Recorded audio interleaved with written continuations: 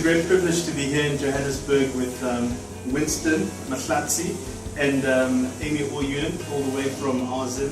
And we've been getting training in evangelism, specifically apologetics. This has been off the chart. And welcome guys to Johannesburg. And I'd like them to share a couple of their thoughts on why apologetics training is still relevant today.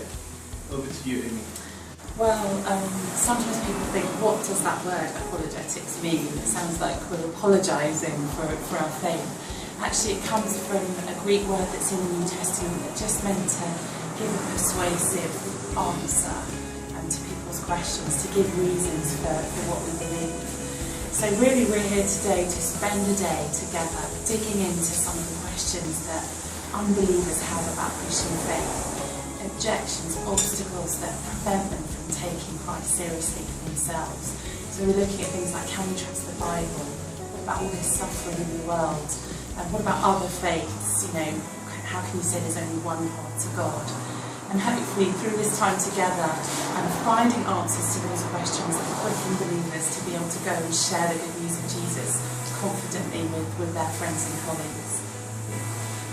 We believe that questions are so important in the process of presenting the person of Christ, because firstly it really allows us to realize that the people we're speaking to are people, and they've got questions that are legitimate, that we should take seriously, and that we should learn how to articulate the gospel using the alphabet of the questions, because it also allows us to then translate ourselves into the world of our friends and speak their language in a way that is meaningful to them.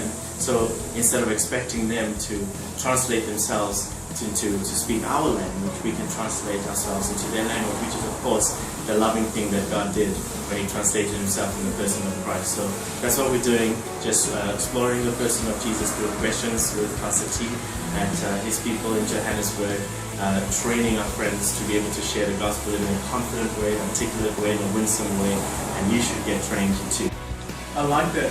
And just to sound out and say I'm really excited about Rabbi Zacharias International Ministries having an Southern Africa director in Winston, and this is going to up the game nationally with regards to apologetic training, engagement, and watch this space and feel free to contact Arzen, Winston, specifically in the South African context. Bless you.